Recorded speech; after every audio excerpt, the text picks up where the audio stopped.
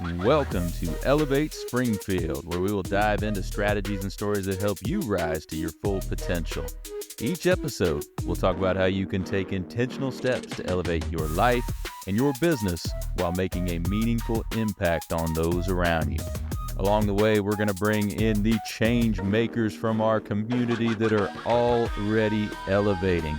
We'll bring the actionable strategies, you bring the discipline and follow through, and together we can elevate Springfield.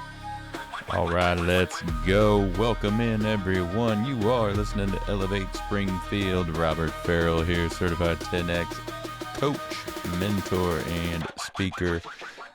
Excited you're with us today. Thank you for joining us. Hey, if you want to get caught up on previous episodes, just go to your favorite podcast outlet, search for Elevate Springfield. Should be able to find us. Give us a like and subscribe while you're there. We would certainly appreciate it. Hey, it's going to be another fantastic week in the capital city. And with that, another fantastic episode of bringing you some actionable strategies. You bring the discipline and follow through, and together we're going to elevate Springfield.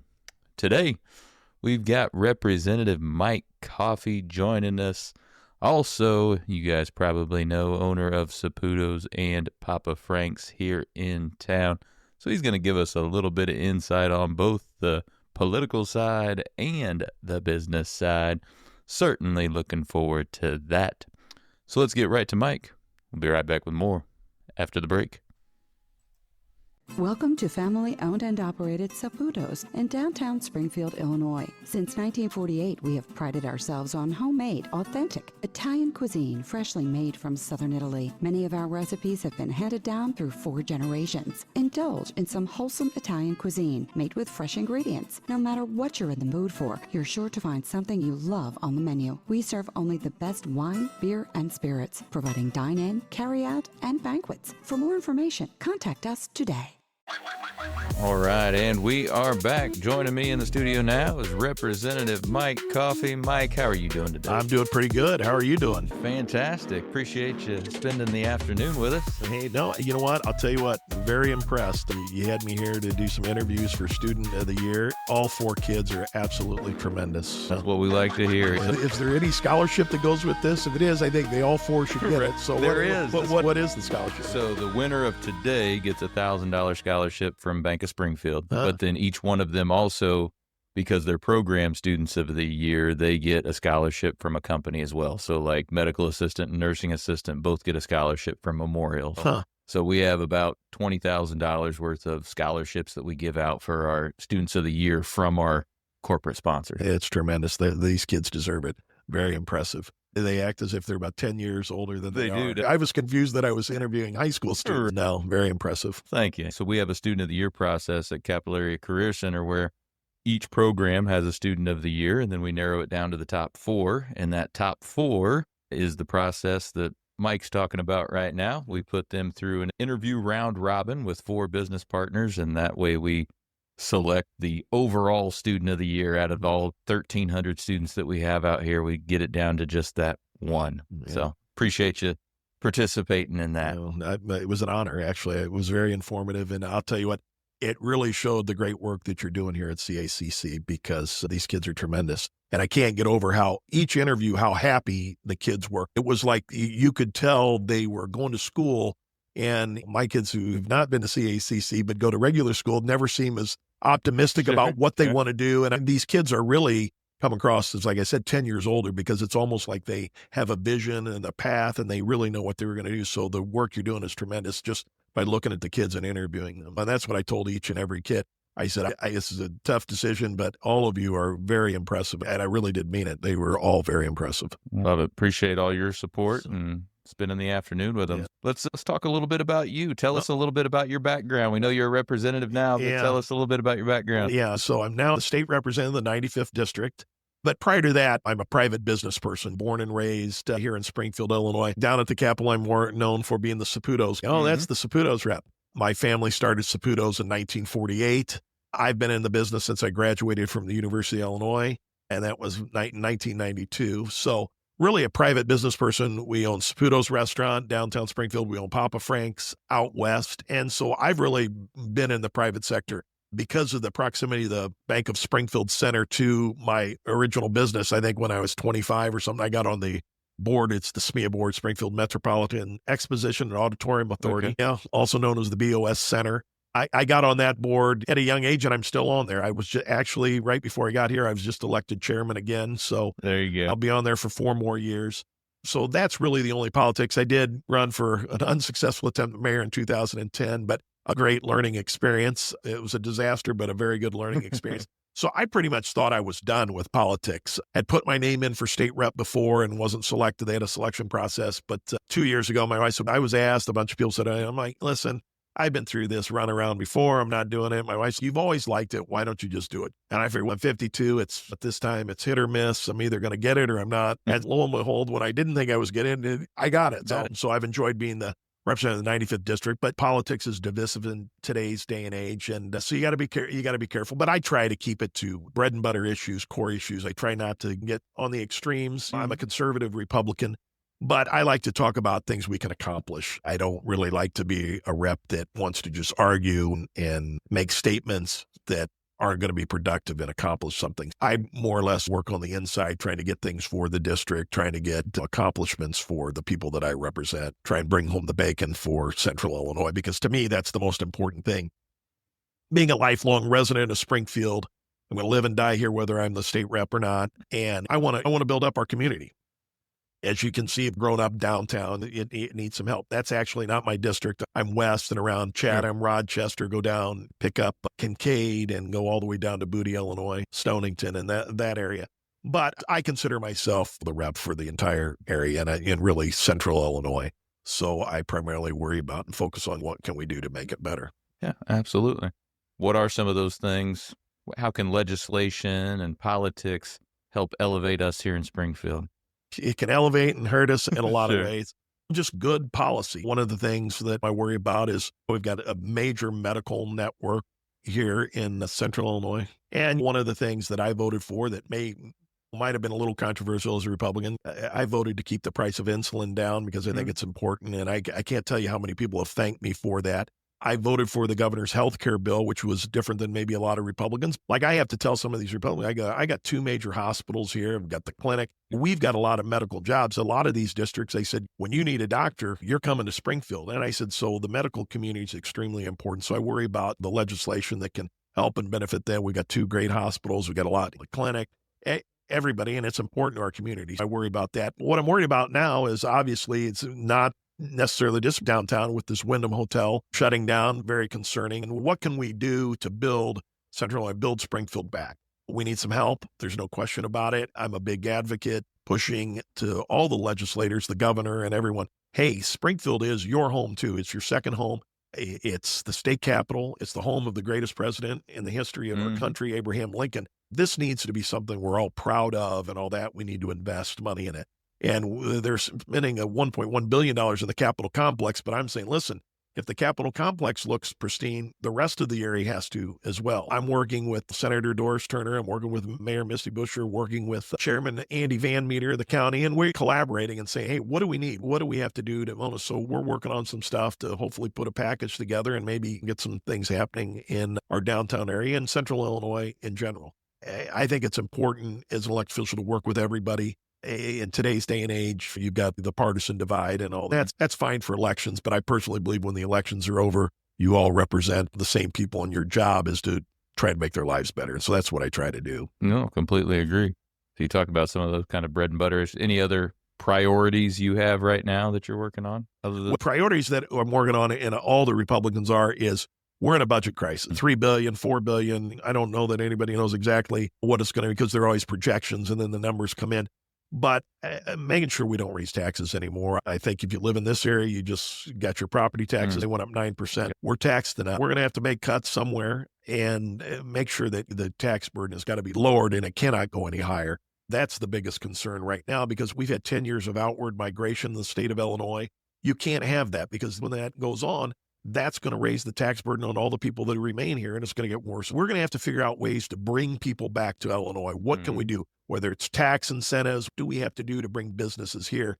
And I worry, and that is my big worry, is what we've been doing with energy policy. We're shutting down our power plants and all that. Everybody likes reliable, clean energy. If it costs more, are there things that we can do to make sure that we are not running up the cost? Because inflation has been crippling the last 4 years, and so people are hurting. And we need to figure out what can we do to put more money in the pockets of the people living in the state of Illinois. What can we do to bring more people here, encourage them to stay? We're finding a lot of businesses, the inheritance tax. There are a lot of farmers in this area. It's killing them. And we're getting these bigger businesses in town that finally have said to me, Mike, hey, we love where we grew up here. We love it. But we're going to take residency in Florida just because the inheritance tax and different things like that. Taxation, to me, is really one of the biggest problems we've got. When you talk about taxes, that's everybody. That's not a Republican or Democrat issue. We all pay taxes. Absolutely. And what are we going to do to bring that down so that we can have more money for our families so that they can prosper and grow? So that's really the biggest thing that I'm worried about. Okay. Yeah. No, I live on the west side of Springfield, so I'm right in there. I understand that. That property tax. Yep, completely understand that. All right, let's talk about growing your business through Saputo's and Papa Frank's. What are some things you guys did early on to grow your business? I'm very fortunate. Like I said, my family business started in 1948, and it's grown through the years. Saputo started off, and I think in 96 or 97, we expanded and put on more space, and we put some banquet facilities in, which has been very good because today it's in demand. Yeah. And then 10 years ago, it's been 10 years now, we decided as the population has moved further west, we opened Papa Frank's, because what we find is, let's say you were always coming in and you'd come in every Wednesday or there, and it's very odd. We know that you come in, but when you stop coming in, you don't necessarily notice. And then all of a sudden, I'll be at the grocery store and then I'll see you there and I'll be like, what happened to him? Why hasn't he been coming in? Mike, we moved out to Pleasant Plains, so we don't get downtown as much, or I retired, and so I don't work downtown. So make sure that we don't lose those customers, and so we get the deal. So the expansion of that, and we do a little bit more catering than we've ever done and all that. So you can kind of make the business go to the people. But our big thing is the difference between us and a lot of places. And I have friends that, oh, you ought to do this, and you ought to do this. And we don't really change a lot.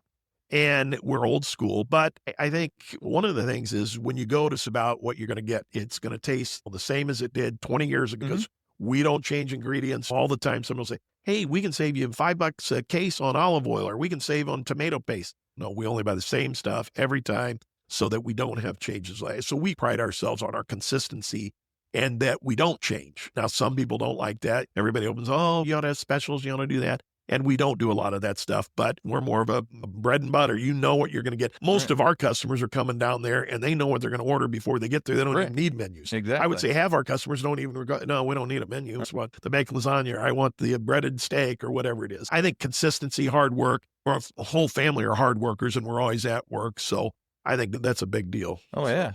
Parents are 78 years old, still working. My wife is out there planting flowers today. My mom is in there making everything. She pretty much makes everything for both places. I know you get people say, I think it tastes different here or over there. And it doesn't. That's the same. I eat at both places every single day, every day. My family members do. If anything changes or off, we all know immediately. We just taste it. Something's wrong. But so I think it's the family and just really hard work and consistency, doing the same thing over and over. And it, just like a great football team, if you were talking about Nick Saban, how you practice, how you do it, we do it the same all the time. So when it comes time that you're really busy, you execute. I think that's another thing that helps us. A lot of restaurants, they're slow, they're busy, they're slow, they're busy. And have you ever been to a restaurant? Oh, I'm sorry, we're really busy. That drives me crazy. We expect to be busy every day. Yeah. And so we're ready to be busy at any time. And I think that's what separates us too. Absolutely. The consistency piece, I'm sure your fans being able to eat that lasagna 10 years ago or right now, you get that same taste because you're not changing. Well, and another nice thing about Saputo's especially is as people's families move and go away, what kind of brings them together, the only thing left is, so if you lived in Springfield 20 years ago and, you came home, Saputo's is the one consistent in this town. It's been here through everything. So a lot of families come back and it's very nice. That's awesome. So what are all the roles you've played in the business? What are the different? It depends on the week. I could be the cook, the dishwasher. I could be the owner. I can be the manager, bartender. We do it all. We don't really have set. It's basically family members, and we do whatever's required. I've done everything. I grew up working in the kitchen and all that. That's one of the things that when I get on them, they know that I can actually go in the kitchen and make the stuff that's better than they can, to be honest with you. The problem with that is then my mom and dad said, well, why don't you just go do that? Go I'm be like, in there I for the don't want to shift. be in there because it's hot. Yeah, that's why. So I think I've done it. We've done it all, from going into a business that was established to opening a new one, which in itself a different challenge. Go through 150 employees to try and start one up and get everything rolling and all that. So I've done it all, from literally the cook. And then my mother and I make everything. So we make all the recipes. They're all my grandmother's recipes that only my mother or I make. I think my dad could, but he hasn't done it since I got out of college in 92. But pretty much my mother and I. So if she's not here, I make them. We both make them. But that's what she likes to do. So she makes them most of the time. I love that. Do you have a favorite that you like cooking? No, not really. I don't know. All of it. As far as cooking, no. The salad dressing probably is our most unique item. Everybody's got a red sauce, but I think our salad dressing is more unique than probably anything else. And we get people from all over constantly saying, will you ship it to us and all that stuff. So, how long has Papa Frank's been? 10 years. 10 years now? 10 years in June. Okay. I think 10 years this June 1st. Yeah, and you pretty much spearheaded that whole thing. Well, I mean, and not really. We do everything together. So everybody, that's one thing that everybody's always, I'm an only child. So everybody's, that's your restaurant. I consider them both my restaurants, and my parents consider them both their restaurants. Yeah. And they are. It's pretty much the recipients of both restaurants are my 3 children, and now it'll be my 3 grandchildren. It's all one and the same. Right. You can get bogged down, but no, we do it. When I was just gone, and so my parents are there. When my parents are gone, I'm Sputo. We just do it all. What was the biggest challenge over the last 10 years about having a second location and getting that one going? Personnel, biggest. There's no question. You hear that with every business, but in ours, it's very difficult because, again, Saputo's 1948. We had I bet you, when I first went into the business, all the people that worked there were there the day I was born. Oh, right. We had a lot of 30-year employees, and so now, as they've basically, and I do mean this, realistically died off, it's new. So we never had that. So you had the more old school employee that this was their profession and this is what they do for a living and very professional about it, to now we're like Papa Frank's. It's more younger people, and they work in the summer. They don't work. They work if they want to. They don't want to work. It's a little different, but just the employee, because between the two of them, you got a lot of employees. Yeah, that's a lot to fill. Yeah, a lot of spots to fill. Yeah. Absolutely. And I'm sure. And then COVID, that was challenging and all that, but it all worked out fine. So yeah, no, that had to be a particularly rough time. Yeah. Actually, I actually liked it. And I'll tell you why, because my kids weren't in school. So my kids were with me every day. So so my youngest one, there's a big age gap because my daughter's 31, my son's 29, and then my daughter's 20. So my 20-year-old at the time, she was probably 15. So she's riding around with me every day. I actually enjoyed it. So in a way, it was nice. Yeah, no, that's awesome. What are some other things you guys do to elevate the customer experience? Elevate the customer experience. I think when you go to one of our restaurants, we're there. And I think that elevates the customer experience right there. We're sticklers. Now, me getting into being a state rep, a lot of people will come and go, you never smile, because we take it very seriously. It's ours. We own the restaurant. To us, it's not just like a business. It's our whole lives. So we seem more intense than I think a lot of restaurant people. But we care that the service is good. We want you to come in, and we really are. If you're a loyal customer, I think you like us even better, because then we know who you are, and we probably go out of our way more for that. But I think consistency, hard work. I think customers really appreciate the fact that it's a family business. People like that the whole family's there. Now our family's grown. Like I said, I got 3 grandkids. So you'll come down there, there could be 10 of us sitting there. So I think people like knowing that when you go to one of our restaurants, you're spending money in your hometown, and that money we donate to the city, we donate locally, we buy everything locally, try if there's something we can't get locally. Sure. We are invested in Springfield, and I think that elevates when you've got family businesses. Springfield, when I first got there, was full of family businesses. And it was great. All the family knew each, and as times have changed, they get bigger, they sell out. So I think I personally like to do business with locally owned people that aren't corporately owned. And I think that's one of the nice things about doing business with Saputo's and Papa Frank's. Yeah, no, I love that. So I'm on the board at Local First Springfield and everything. So that's great. Love to hear that. So what's a piece of advice you'd give to maybe young entrepreneurs out there? Maybe they want to start their own restaurant. What's a piece of advice you'd give them? Well, don't start a restaurant. There's the first piece of advice. One of the questions, I would say always do something uncomfortable. The first thing you should do is do something that you like. I had the conversation with one of my kids today about, I don't care what you do. First, pick something you like. Don't worry about money. I think a lot of times kids, this one makes a lot of money. This one makes, if you don't like it, if you go into something you like, you may end up making a lot more money than you thought than if you go into something you don't like. And then challenge yourself, do something. I think it's important to be around younger people. I tell my parents now that are 78 years old, spend more time with the grandkids. There's something invigorating about being around youth. The older you get, the more pessimistic you get about life. Whereas when you sat down with those 4 kids, the world was limitless, nothing but opportunities, nothing but excitement. And you always need to keep some of that. So I would say, challenge yourself, do something that's scary. If you work hard and you really believe in it, it'll work out. And even if you fail, you will learn more from the failure than you will from an ultimate success. So I'd say push yourself. Always have a little bit of butterflies in your stomach. Get complacent. You do a job for a long time. And that's one of the reasons I took the state rep thing. Everybody thinks it's great. Oh, you got a restaurant and it's the number one in town. Oh, but it becomes mundane if you do it every day. I'd say push yourself and do stuff that gives you some butterflies. I love that. Stay uncomfortable. Yeah. Stay uncomfortable. Try new things. Right. Yeah, absolutely. So you've obviously been very successful professionally, successful on the politics side too. But personally, what are some things you do to elevate your personal life? We've got a very close family. My own personal belief is if every single person worried about their family, their kids, we would have half of the problems we have in the world. One thing people may be able to say about me is he may not be that friendly, but I hope they can never say that I'm a bad dad, because that is the thing I worry about the most. And I spend a lot of time with my kids, a lot of time with my grandkids. I don't know if it's elevating their lives or elevating mine. I'd say it's more elevating my life. But that, and then do stuff. And I think all the time people think they need to do big things all the time. Then when you think you've got to do big things all the time, then you don't do anything because it's too big to do. And so you don't do anything. I think if you just focus on the little things, whether it's your one charity that you like. So, if you like Capillary Career Center, then focus on that, every little thing. But I think if you focus and try and do good work within your family and just a little bit extend it from that, I think you're going to prosper and make the world a better place. And so I think sometimes it's a waste of time. Like people want you, like as a state representative, I got my stances on immigration and all that. But at the end of the day, I don't have the power to change. Right. There's not a whole lot you can do but about it. People are like, I'm not for illegal immigration, but the people want you to talk about it all day long. I'm in the state of Illinois. When it comes to budgeting and should money be spent on that? No, it should not.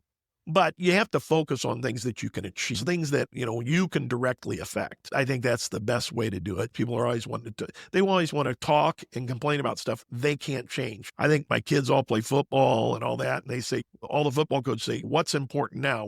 Control the controllables. If you can't control it, don't worry about it. And I think that's what you have to do in business and all that. Don't worry about if you've got a restaurant, don't worry. Hey, there's 2 new restaurants opening up down there. Don't worry about that. Worry about the customers you have that are coming in today, and that problem will take care of itself.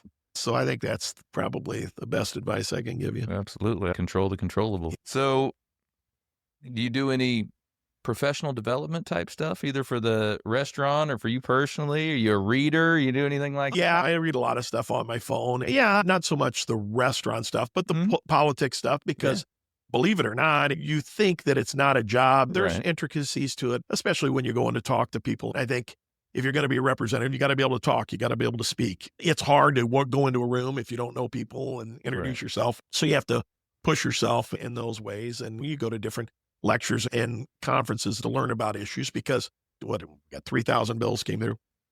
I'm not an expert on the 3,000 topics. You need to go to experts and research it and find it. And I think one of my best qualities is I don't try and pretend I know things that I don't know, but what I do know is who knows about those topics. I seek their advice. I think the worst thing you can do is if you think you know everything and just try and decide. You need to get the information, and you're not going to be an expert on every topic. As my son will tell me, quite often you don't have a diverse range of topics. He's like the Rain Man. He knows something about everything. And he says that I'm limited in my hobbies and topics. But that's what I was going to ask you, just the sheer volume of stuff in the bills and everything.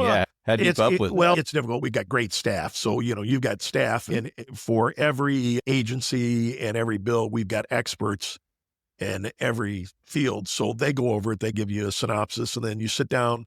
We have pre-committee hearings and where you go over the bills and say, okay, this one's coming up. This is what it does. I know it says this, but you got to read paragraph 3 and on page 50. And this is really what it means. It's a lot, because there's a lot of hidden stuff in those bills. So you can vote for a bill and then find out a week later, they'll put it on TV, he voted for this. You're like, no, I didn't. I was voting to make it safe for school children to cross the street. Oh, no, in this, it said that you were going to make sure you got rid of gas cars. You never know what's going to be in there, so you got to be very careful. The old political tricks. They like to get you on a vote so they can run TV commercials. Even though that's not why you voted. Leader McComey voted on some bill. I can't remember what it was. And they said, it said she supported trans issues or something of that nature. And all it was, they changed a word in it that said people and not he. She was voting for something that gave health care for pap smears for women. Had friends that had died of cancer and so worried about it. No one looked at the one word but. They put that in, they said, and it's not true. It's just not true. They frame these bills so that's what they can. And I think a lot of these bills, they're complex. So why I voted for this bill and why you voted for it we could have totally different reasons. But I interpreted to say one thing and the other ones are going, no, it's about this. I mean, where do you get that? Yeah. And like you said, a lot of time using it just for political fodder. I just had a bill that I sponsored was that it was so that libraries can apply for grants for security because it's not explicit in there. It's more for construction, not security. So if you wanted security cameras and say, people are going, what are they going to use that for? Why do they want that? I'm like, it just says for security. It can be security cameras. Are you sure? Everybody's panicked that there's like a secondary meaning. I'm like, I'm voting for it and passing it because it says this. Right. And it passed unanimously. It's funny when you get over there, the stuff people worry about. Anything else exciting coming down the pike for Springfield? Hopefully we're going to get some stuff done. It's all in the works. I don't know yet. So right now we're getting to crunch time and budget time. So I'm sure we'll start arguing about that real soon. There you go. Yeah. Well, Mike, we've already had some takeaways, but give me one more on the professional side and one more on the personal side to help folks elevate their life or their business. The personal side, spend more time with your family and spend as much time as you possibly can with your children. They'll be better human beings for it. On the professional side, just work hard. There's no substitute for working. Another thing that I think, whether it's personal and professional, and I tell my employees all the time, every time they got a problem, they say they can't go to work. And what I tell them is, here's what I can tell you. All the upwardly mobile people, when they have problems, they work more because you got a problem and you're not doing anything about it and sitting at home, not going to work, it only makes you poorer, doesn't put more money in, and then that exacerbates other problems. So not going to work doesn't solve your problems. Going to work might solve some of your problems. Now, I'm not talking about if you're sick or something like that. No. If your boyfriend breaks up with you, not going to work isn't going to help that situation. Go to work. Your girlfriend breaks up with you, whatever it is. If your cat passes away, you shouldn't take 2 weeks off of work and all that. That's probably callous and trouble for saying that. But and go to work. Don't stay at home. The other thing is to stay working from home. I think it's bad. We need to get people back. The collaborative thinking when you're working with somebody face-to-face and one-on-one. If you're a young person, don't text your boss and employers. Call people face-to-face. The young person today that gives up the texting and goes to personal one-on-one interaction is going to be the most successful. I promise you that. So completely agree. No problems ever get solved by sitting at home on the couch. It's solved by action. Go to work, get it done, take action. Yeah, I love it. So, well, Mike, appreciate you spending some time with us this afternoon. Absolutely. It was fun. Always enjoyed it. This is a great experience. So thank you very much. Now we just got to figure out my rankings here, which is killing me. That's right. It's tough. We get down to these top four. It's super difficult. Have you had anybody put 4 1s down before? Have not. I try to push to make sure they make it legit. That's legitimate. Right. All 4 should get it. Right. Yeah. All right. We'll see what we can do. We're going to let Mike get back to elevating Springfield. And for the rest of y'all, we'll be right back. Welcome to family-owned and operated Saputo's in downtown Springfield, Illinois. Since 1948, we have prided ourselves on homemade, authentic Italian cuisine freshly made from southern Italy. Many of our recipes have been handed down through 4 generations. Indulge in some wholesome Italian cuisine made with fresh ingredients. No matter what you're in the mood for, you're sure to find something you love on the menu. We serve only the best wine, beer, and spirits, providing dine-in, carry-out, and banquets. For more information, contact us today. All right, let's go. How about Mike Coffey? Phenomenal, right? We are certainly fortunate to have him as our legislator and also running one of those standby restaurants in Springfield, one of those that have been here through thick and thin, and really is one of those places where, like Mike mentioned, hey, even if you moved away, when you come back, Saputo's is that consistent place that you can go meet and kind of reminisce. So we appreciate him spending the afternoon with us. So let's take some of what we discussed with him and look at it through a 10X lens. So a couple of things he mentioned. One of his key themes was consistency. That's big in X as well. Of course, I think it's big in anything in life, really. But at 10X with consistency, we pride ourselves on discipline and consistency in looking at our targets and setting our goals and making sure we are consistent in follow-up and everything that has to do with our business and our life. So being consistent and being disciplined in your consistency allows you to continue to grow, continue to master your skills, and get to where you need to be. Another thing he mentioned, one of his lines that I've heard before, but I really, really like, is that control your controllables, right? 10X, we talk a lot about those key performance indicators, those KPIs. So find out what you can control and control them. Make sure you are looking at the data, because what gets measured gets managed. We've talked about that before. If it's not measured, it's not going to be managed. It's not important to you. So make sure you are measuring those things and controlling your controllables, and in this case, your KPIs. One thing he mentioned, that when they opened up Papa Frank's, one of their biggest, and over the past few years, one of their biggest difficulties has been personnel. And I think that's kind of a common theme amongst a lot of businesses here recently, is having trouble finding personnel or having trouble finding the right personnel. So I'm going to spend a little bit more time talking about how the Cardone Enterprises and 10X, how they retain and attract top talent. So the first thing that they do is they have what they call an employee engagement equation: align, develop, and transition. And we're talking about folks in the alignment phase. That's the hiring and onboarding team members with the business. Developing is moving the team members through the employee maturity model, which this could be frontline employee to manager to senior manager to director to senior director. This only fits in a little bit larger companies. If you have a really small company, you're not going to have that same maturity model, but you can have something similar. And then transition, scaling the team through the growth of the business. So take a moment and think about how many folks you have in each one of those areas. We're going to take a little bit more time on the alignment phase right now, because that's where the hiring part comes in, and that you have to be recruiting all the time to be able to get the right people. So to recruit a 10X team, we really have 7 steps, priorities to getting the right people in the right spots. So recruiting a 10X team, number 1, recruiting is a sales and marketing job. Number 2, recruiting must be a priority. Just like with everything, things we prioritize get done, things we prioritize get time, attention, and money. And when you give them time, attention, money, you get what you need done. Number 3, you must be proactive. People aren't just going to fall into your lap. You have to be proactive and go after the right people. Number 4, hire 30%. and retain 70%. That retain 70% is key. If you already have people that are high performers in your business, make sure you are taking care of them and developing them. It's easier to develop your high performer than try to find more high performers. So hire 30%, retain 70%. Number 5, realize that people don't cost money. If you're set up properly, your people are making you money. We'll talk a little bit more about that in scaling, but people don't cost money. Number 6, turnover is the only way to find great people if you don't already have them in the building, right? So don't be afraid of turnover.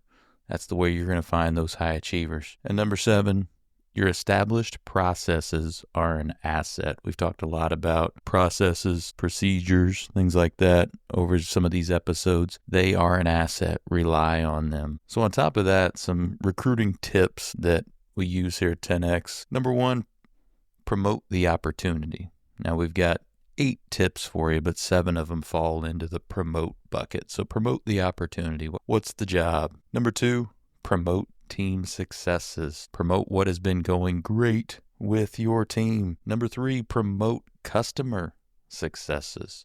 This is super important. High achievers want to be able to see that what they are doing is impacting clients, impacting customers, and potentially impacting their community. So promote customer successes. Number 4, promote the training. High achievers want to know that they are going to be trained properly, have the tools necessary to do their job and to continue to be high achievers. Number 5, along the same lines as training, promote the support. What kind of support are you giving your employees?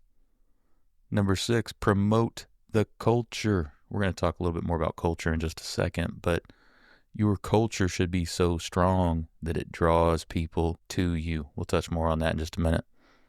And the final, promote the career path. High achievers, high performers, they want to know that, yes, the job they are getting now is great, but they want to know what that path is after that. How can they grow?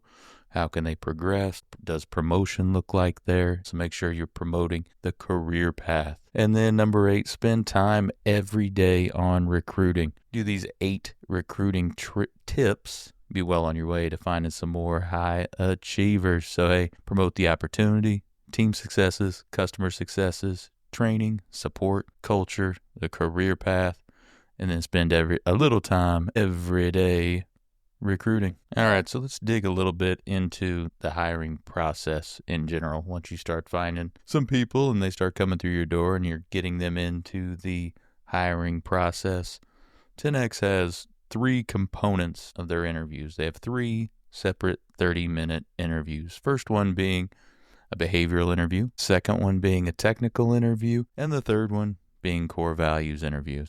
Let's touch on the behavioral interview first. So a couple of questions you could ask them. What research did you do about our organization, right? This is going to be telling. If they didn't do any research on you, if they don't know anything about you, not going to be a good fit. You could also tell them to give you a brief overview of their past 3 positions, what they were responsible for and what impact did they make. If they can't tell you what impact they made, probably not going to be a good fit. Next thing you could ask, mission and vision statement. Their mission and vision statement and where their professional goals are at in the next 3 to 5 years. And of course, you could ask them, what questions do you have for us? And again, if they have no questions at all, big red flag. If they're immediately asking about transactional questions like days off, work hours, benefits, all that stuff right off the bat, too many questions about how much time are they going to have to be there? How much time do they have off? All that good stuff. Probably not going to be a good fit, right? So the next portion, the next interview would be the technical interview. This is where you're going to have them do something that is directly related to the job, something they will be expected to do. So maybe you're hiring a social media manager. They should be able to put together a pretty quick piece of content on whatever product or service you're trying to sell. They should be able to do that in short order right there with you in that 30-minute time span. So a couple of quick things to do with a technical interview. Make it easy to understand, right? You're not trying to trick them. You just want to make it easy to understand. That way they can get something done in a 30-minute time frame. Make it easy to administer. Ensure original work. They could be doing it right there with you. If this happens to be via Zoom, this might be a little more difficult, but make sure you can see them the entire time. Ensure original work. Target real work simulation. So something real. Don't have just a scenario that has nothing to do with your company. Try to have them do something real, a real work simulation. And then identify the desired result. Let them know what the desired result is. A couple of don'ts on this. Like I said, we're not trying to trick them. Don't make grading the technical interview a one-person thing. Make sure it's something that multiple people could actually grade. Make sure they can actually get it done in 30 minutes. And don't wing it, right? Go in with a plan. That third interview, the core values interview, again, 30 minutes. And the cool thing about this and the way 10X does this, and this could be applicable to all your companies out there, but in that 30 minutes, tell them that they will be giving a 5-minute presentation on core values, their core values and how it aligns to your core values. So the purpose of this is to keep it concise, to determine cultural alignment with you and them, and it allows you to find out if they're going to follow directions. Because a lot of times people will go over that 5-minute limit, or they might not be able to get there at all. And then the remaining 25 minutes could be the Q&A portion. So this allows for clarification, reinforce openness, solidify overall fit, etc. So what you're really looking for in that presentation is preparation, delivery, and fit indicators. So the prep part, did they understand the assignment? Did they research the company's core values?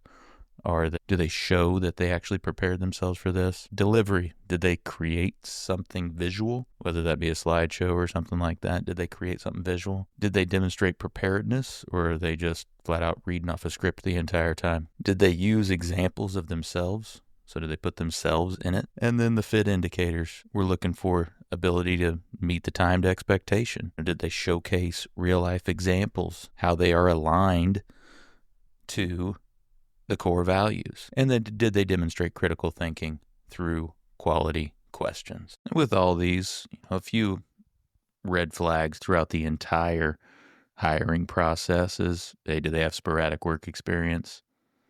They have lots of jobs with short time at each role, but short time would be less than a year. At any point during those 3 interviews, are they talking negative about a previous role, previous managers, etc.? If they are, it's just a matter of time before they're talking negative about you. Like I mentioned earlier, are they asking too many questions about time off too early, right? And did they show a lack of preparation in any of it, right? And then last thing, and very, very 10X here, is any sort of victim talk. At 10X, we believe that everything that happens to us is because of us.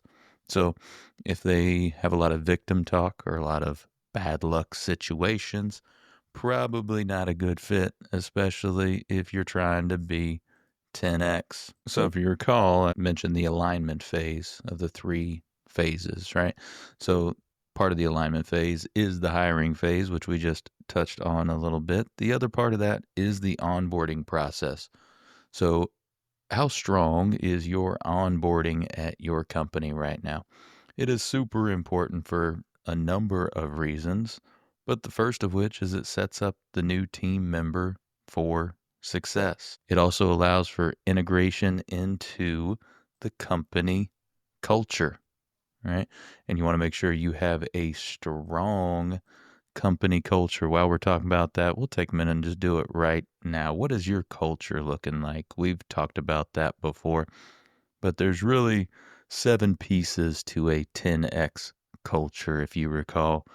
Number 1, a defined, valuable final product. Number 2, super important, reinforce purpose daily. How many of your employees know the company's purpose and could recite it for you right then? If they can't, you're probably not talking about it enough. So reinforce purpose daily. Number 3, have a daily all-hands success meeting. When I'm down in Miami training with the Cardone team, I have the opportunity to be a part of their morning all-hands success meeting. Happens at 9:05 every single day. They come in, they are pumped up, they have music playing, the energy in there is just palpable and amazing. They go around the room, each individual department talks about successes from the previous day. They also have customer testimonials each and every day showing them exactly what their services are doing for businesses out there. By the time it's over, and it's not a super long meeting, by the time it's over, everybody is ready to go crush the day and be 10X every single day. Next, for a strong culture, you need mandatory training. No matter what you do, you need to train daily. For us, I've talked before, we have Cardone University. I'm in that every single morning. Need to train, hone our skills, get better, grow. Number 5, for that 10X culture, demand a winning environment. Winning is the expectation, and that is what needs to be demanded by management. Number 6, signage and environment. What's going on in your business right now? What do you have on the walls? Are they things that show your purpose? Are they things that show your culture? Do they drive positivity? Right? What does your signage and environment look like? Because you can utilize that to reinforce purpose and to reinforce culture. And then finally, the last one is mandatory accountability to targets and stats. Like I mentioned a few minutes ago, what gets measured, what has stats, right, gets managed, and what gets managed gets priority, and what gets priority gets money and time. And that's the only way you're going to make a difference and get anything done is if you put money and time behind it. So that should be part of the onboarding process, making sure your company culture is integrated in there. Another important piece of that onboarding process, and the reason it's so important, is because it develops the vital behaviors and skills for success, right? Also provides new candidates with confidence. We've all started new jobs before, don't really know what to expect, don't know everything yet, so might not have full confidence in your abilities right off the bat, but a strong onboarding process will provide new candidates with confidence. Also helps thin out the herd, right? A strong onboarding process that has a lot of training involved could potentially scare some folks away. And that's fine, because if it scares them away, they're not 10X and they're not going to be good for you long term anyway. Will also help in recruiting new people, right? If people feel comfortable when they come in, they feel like they are set up for success, that is going to get out and more people are going to be drawn to you. Last one for the onboarding process at 10X is 90 days up or out. So if after 90 days or right before 90 days, you can tell if that person's going to make it or not. It's either move them on up, let's go, or move them on out. So that's the end of the alignment phase. We'll touch on the develop and transition phases in another episode, but 5 things that could potentially make you fail at hiring and developing top talent, some of which we've already talked about. No commitment to growth. If you're not committed to grow yourself and your company, you're not going to get top talent. You have no current top performers to duplicate. If you don't have any high performers right now, it's tough to get new ones in the building. They have nothing to look at and say, hey, that's possible there, so I want to go there. Maybe you have no clarity on your mission, vision, and core values. That's going to hurt you in the recruiting process. No repeatable process. You could have one really great employee right now, but if their process is not repeatable, if you cannot teach somebody else how to do that to get to that level, then you're not going to be able to attract that top talent. So where are you at in the 3 phases of your employee engagement equation? Again, reminder, align, develop, transition. We went over the align phase just now. We'll hit develop and transition in another episode. Take some of those tips. Hopefully they can help you attract and retain top talent. Be right back with more. Hey everybody, if you like what you've heard so far, hey, join us over on Facebook. We have a group and a page over there. You can also join our free community where we will bring you additional insights and strategies to help you elevate your life, your business, and ultimately our community. You can find that link in the show notes. We would love to have you join us. Let's get back to it. Well, thank you for joining us today, everybody. Appreciate you making us a part of your day. Hey, remember, if you want to get caught up on previous episodes, just head over to your favorite podcast outlet, search for Elevate Springfield. Should be able to find us. While you're there, give us a like and a subscribe. We would certainly appreciate it. Thank you to Mike Coffey for spending the afternoon with us. A lot of great stuff. We'll be back at it next week, bringing you more actionable strategies. But take what you learned today and add your discipline and follow through. And together, we're going to elevate Springfield. We'll see you next time. Be great.